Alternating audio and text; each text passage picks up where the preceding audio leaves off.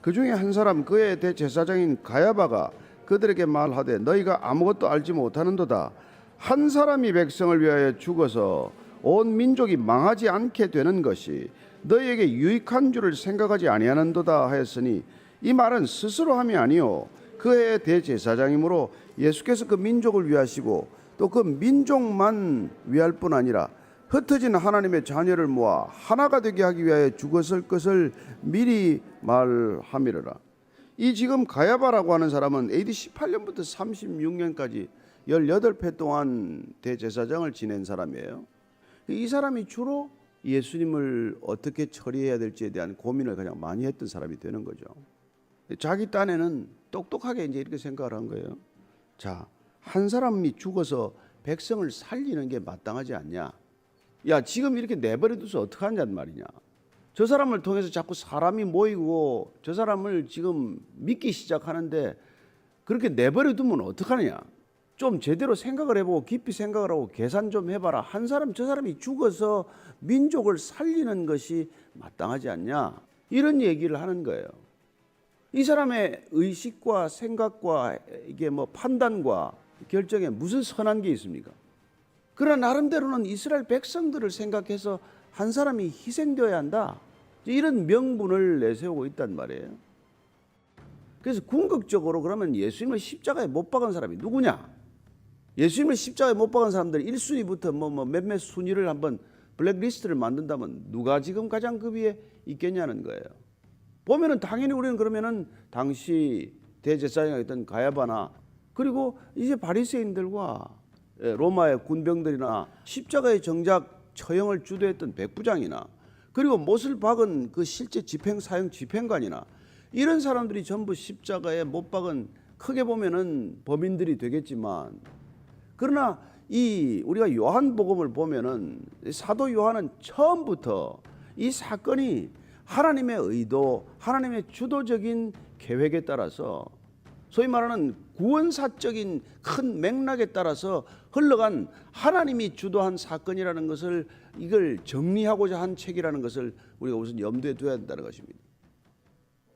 우리가 인간의 눈으로 보면 인간 역사의 눈으로 보면은 이 사람은 당연히 이 가야바가 주도적으로 이 일을 처리해 가는 것 같지만 그래서 자기 딴에는 얼마나 치밀히 계산하고 또 얼마나 명분을 세우고 얼마나 사람들을 설득해서 저 한 사람 죽는 게 민족을 살리는 길이다 이런 소리를 하고 있지만 그러나 이런 소리가 이런 인간의 악한 의도가 십자가에서 만나게 되는 것은 우리가 상상하지도 못했던 하나님의 섭리, 하나님의 구원사적인 계획에 하나의 종속된 그림이라는 거예요. 그게 요한이 전체적으로 이 요한복음서를 기록하고 있는 목적 중에 하나이고 사복음서가 동일하게 십자가 사건을 해석하는 관점이라는 것을 우리가 기억해야 한다는 것이죠. 그래서 이 십자가 죽음은 인간이 그렇게 악한 의도를 가지고 계획하고 획책해서 이렇게 진행되는 것들처럼 보이지만 그러나 하나님은 그보다 깊은 수면하에서 아니 그보다 훨씬 높은 차원에서 이 일들이 진행되고 있다는 것을 말씀해 주고 계신 것이죠. 그래서 예수님께서는 나는 선한 목자다라고 말씀하실 때 아버지께서 나를 낳으시고 내가 아버지를 아는 것 같이 나는 양을 위하여 목숨을 버리노라. 본인이 스스로 목숨을 버린다고 말씀하십니다. 마태복음과 마가복음에도 나오는 얘기지만 인자에 온 것은 섬김을 받으려 함이 아니라 도리어 섬기려 하고 스스로를 많은 사람의 대속물로 주려 함이다. 나는 죽으러 왔다. 그 얘기를 하시지 않았습니까? 그리고는 내가 내 목숨을 버리는 것은 그것을 내가 다시 얻기 위함이니 이로 말미암아 아버지께서 나를 사랑하시느니라. 이를 내게서 빼앗는 자가 있는 것이 아니라 내가 스스로 버리노라. 나는 버릴 권세도 있고 다시 얻을 권세도 있으니 이 계명은 내 아버지에게서 받았노라. 뭐 우리는 다 살려고 발버둥 치고 살아가지만 예수님께서는 나는 생명을 버리러 왔다. 버릴 권세, 얻을 권세 두 가지 다 있다는 거예요. 따라서 지금 오늘 표면적으로 일어나는 이런 산헤드린 공회가 예수님을 죽이기로 이제 뜻을 모으고 의논하고 있지만은 그러나 이 일은 단순히 결정된 일이 아니라 주님께서 이 땅에 오시는 훨씬 이전부터 예언된 일이고 계획된 일이고 그리고 하나님이 그 말씀을 성취하는 사건이다, 이 얘기를 하고 있는 것이죠.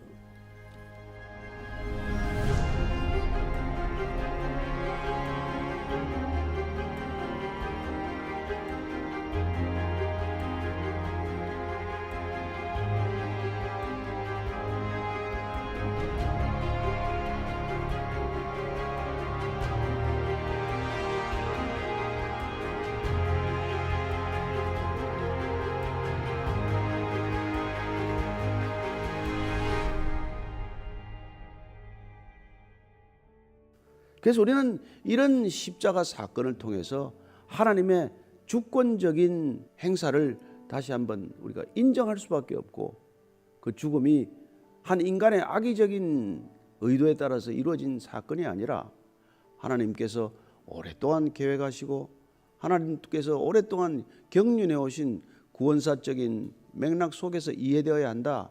그렇다면 그분 안에서 우리는 신비한 연결을 보게 되고, 그 연결이란 곧 십자가에서 인간의 악한 의도와 하나님의 구원사의 계획이 만나는 알 수 없는 사건이 되고 마는 거예요.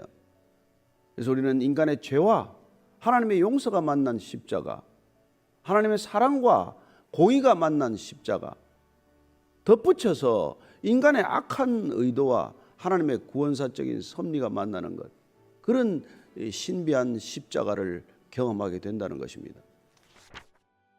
댈러스 윌라드라는 사람이 쓴 책 중에서 하나님의 모략이라는 책이 있지만은 그는 거기서 그렇게 말하고 있습니다. 우리가 살아가는 이 많은 환경 중에서 우리는 우리가 보지 못하는 보다 더 넓은 행동의 정황 속에서 살아가는 것이다. 정확한 저는 통찰이라고 믿습니다.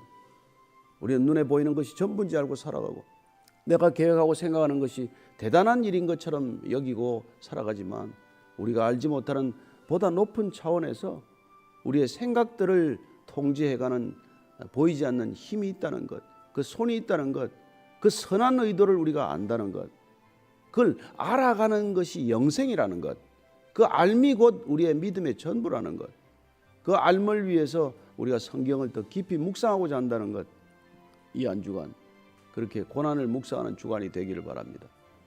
따라서 우리에게 주어지는 고난이 어떤 고난이건 이 고난은 우리가 해석할 수 없는, 당장은 우리가 잘 이해하지 못하지만, 그러나 먼 하나님의 구원사적인 경륜 속에 한 작은 썩어지는 밀알처럼 생명의 씨앗이 될 것을 믿으시고 잘 견뎌내시기를 축복합니다.